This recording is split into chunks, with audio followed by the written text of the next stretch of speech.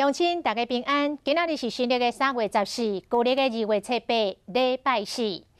台北士林的百灵桥下发生一件命案，一个25岁姓魏的女大学生死伫个溪畔的水沟仔底，女大学生16岁同居的男朋友是倒伫边仔的草埔仔顶。这个男朋友清醒了后，讲述是翻起翻倒。警方到2个人同居的所在，发现有水粉、光分器甲食大麻的器具，初步怀疑这个命案可能甲食毒有关系，即马就要等尸体解剖的结果。妈妈知道吗？去哪里吗？猪毛刮喙暗行真紧，姓魏的女大学生因老母真伤心，对因翁行入解剖室，干那希望讲赶紧了解因宝贝查某囝真正的死因。认识这个少年吗？知道他跟他同居吗？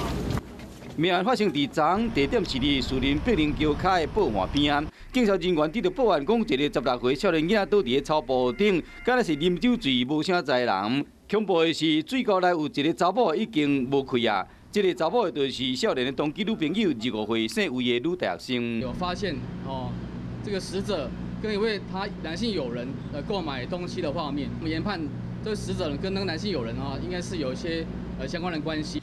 敢是去翕到姓魏女大学生最后的身影，当时行伫穿乌衫的少年的边仔，两人有讲有笑，行出便利商店以后，就向溪边行去，也毋过后来发生什么代志？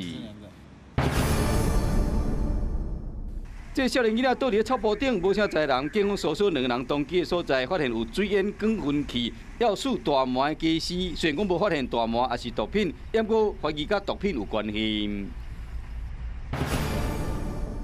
发现姓魏女大学生尸体的人是少年囡仔的老母，这2人是安怎出现伫报案边啊？敢是感情出问题、冤家？这要进一步的调查。